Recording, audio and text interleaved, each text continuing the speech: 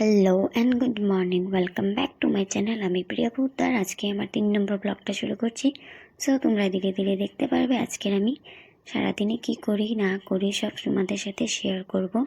So শুরু করছি আজকের ব্লগ। আর একটা কথা বলতে চাই, যেটা হলো গিয়ে এই ব্লগটা বৃহস্পতিবারে আমি করেছি, কিন্তু তোমরা দেখতে পারবে শনিবার সকালে।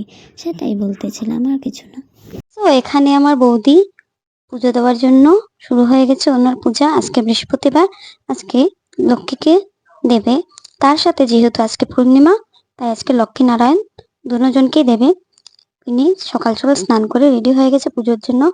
আর আমি এখনো স্নানই করিনি, আমি শুধু ঘুম থেকে উঠেছি, উঠে মুখটা ধুয়ে তারপরে দেখলাম বৌদি পুজো দিচ্ছে, তাই ভাবছি তোমাদেরকে দেখাই কিভাবে পুজো দেয় না দেয়।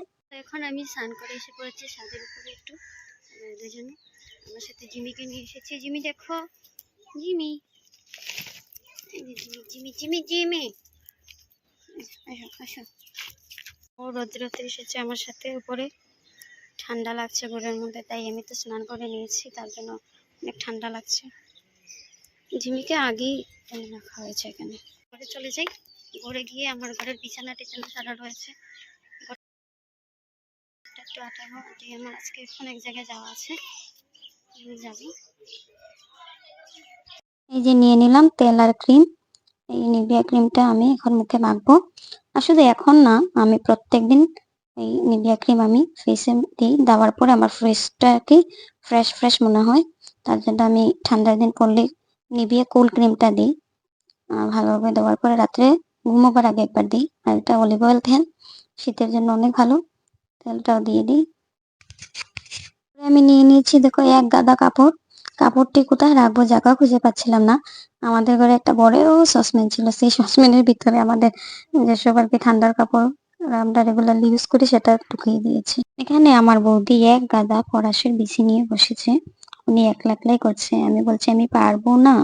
সো এখন আমি যাচ্ছি আমার সেলাই দিদির ঘরে, সেলাই যাবো। এখন বাজে তোমার 12টা, আসবো 3টার দিকে, 2-3টা করে আসবো। আজকে যদি পারি আর কি শেয়ার করবো আমি যে আজকে কি সেলাই করি, যদি পারি আর কি। শিওর বলছি না, যদি পারি দেখাবো তোমাদের কাছে আমি কি সেলাই করব। আস্তে আস্তে সবগুলোই দেখাবো। যখন আমার বাড়িতে আমি আমার দোকানটা ওপেন করব, দোকান ওপেনিং করার পরে আমি যতগুলো ডিজাইন আমি সেলাই করব সবগুলি তোমাদের কাছে শেয়ার করবো। আর তোমরা আস্তে আস্তে আমার আরেকটা চ্যানেলে দেখতে পাবে সব ডিজাইনিংয়ে। এবার যাই, ওখানে গিয়ে একবার দেখা হবে।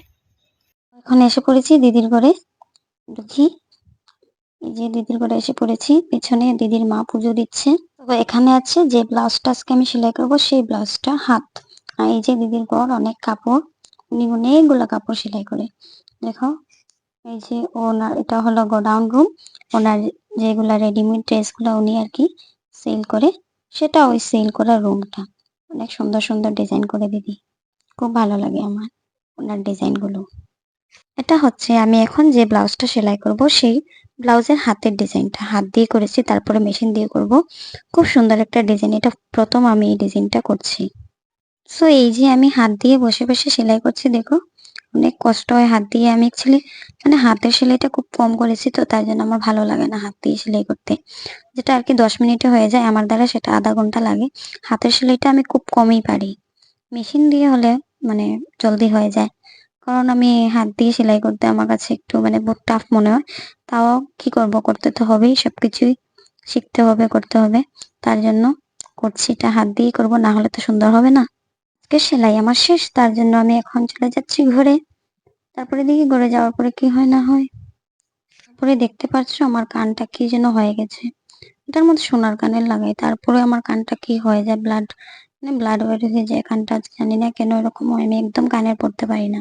ঘরে আসতে না আসতে আমার জিমি শুধু পাগল হয়ে গেছে, দেখো কি করছে ও। আর কি বলবো, ও শুধু পাগলামি আর কিচ্ছু না। তারপর আর কি আমার পুজো সোনা ইশারানী দাঁড়িয়ে রয়েছে এখানে আমার জন্য। আর ওইখানে আমার মা আছে, উনি স্নান করার পর প্রত্যেক দিনই ছাদের উপর রৌদ্রের জন্য আসে।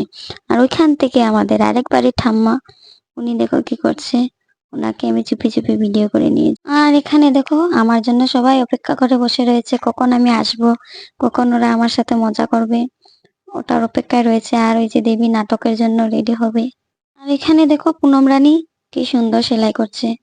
ও আমার অপেক্ষায় বসেছিল আমি ওকে সেলাই করে দেব। আমি তো আর টাইম পাইনি, ও নিজে নিজে এখন শুরু করে দিয়েছে সেলাই করা আমার মেশিনের মধ্যে। তারপরে দেখো রেডি হয়ে গেছে নাটকের জন্য সবাই। এখানে দেবী আছে, তিশা আছে, লিসা আছে, মৌসুমীও আছে। আমি একটু পরে রেডি হব, আমি সিম্পলি সাজবো, আর কারেন্টও নেই। আর দেখো সন্ধ্যার পরে আমরা শুরু করে দিয়েছি আমাদের নাটক। মানে এই চ্যানেলের জন্য না, আমার আরেকটা চ্যানেল, এটা আমি নতুন খুলেছি। এই চ্যানেলটার নাম হলো পারিবারিক ড্রামা। ওই চ্যানেলটায় আর কি প্রত্যেকদিন আপনারা নাটক দেখতে পারবে। আর যারা যারা আমার ব্লগার প্রিয়া চ্যানেলটাকে অনেক ভালোবাসা দিয়েছো, আশা করি সেই চ্যানেলটাইকে তোমরা সবাই আবার আরও বেশি বেশি ভালোবাসা দিও। তোমাদের সাপোর্টে থাকলে আর কি খুব ভালো লাগবে। আর এভাবেই আমরা আরও নতুন কিছু করার চেষ্টা করব। আমি আমার ছোট ছোট ভাই বোন ওদেরকে নিয়ে আর কি আমরা ওই চ্যানেলটাকে কাজ করব। আর এখানে দেখো আমরা এত হাসছি কি বলবো। তারপরে এত পুনমে গরম গরম চা দিয়ে দিচ্ছে, চা আর বিস্কুট। এই যে আমাদের পুনম রানী, ওর কোনো কাম নেই, কি করবে, শুধু মালা বানায়। ডেইলি রাত্রে ওর ঘরে আসলেই তোমরা দেখতে পারবে মালা বানানো বসে গেছে।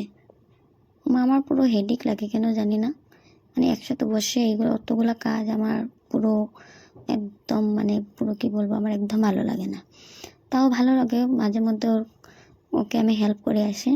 আর দেখো কি সুন্দর, তোমরাও পারলে চেষ্টা করবে। দেখো আমি আরেকদিন পুরো আর কি ডিটেলস দেখাবো কিভাবে কাটতে হয়, কিভাবে সেলাই করতে হয়, কিভাবে মালাকে ঠিক করে মানে ফুলগুলো বানাতে হয়, সুতোতে ঢুকোতে হয়, সুতা কাটতে হয়, সবগুলো একবার ডিটেলস করে আমি একদিন তোমাদের জন্য স্পেশাল একটা ভিডিও দেখাবো মালার।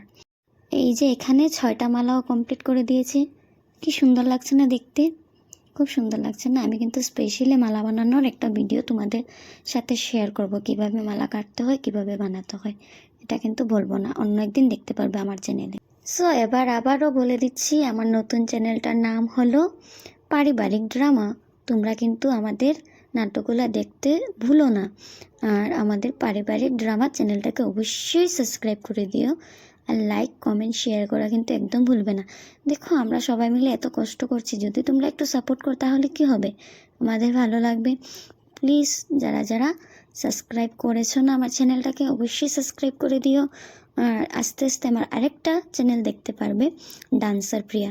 ডান্সার প্রিয়া চ্যানেলে শুধু ডান্স থাকবে, আর পারিবারিক ড্রামা ওইটাই শুধু নাটক থাকবে। আর যেটা আছে প্রিয়া ব্লগার, সেটাতে শুধু ব্লগ দেখতে পারবে, মানে ডেইলি লাইফ কীভাবে কাটায় সেই জিনিস দেখতে পারবে। এখন আমি ঘুমিয়ে পড়বো, আজকে ব্লগ এতটুকুই। আবারও বলছি, যারা যারা আমার প্রিয়া ব্লগার চ্যানেলটাকে সাবস্ক্রাইব করোনি তারা কিন্তু অবশ্যই সাবস্ক্রাইব করে দিও। আর লাইক কমেন্ট শেয়ার করা অবশ্যই ভুলবে না।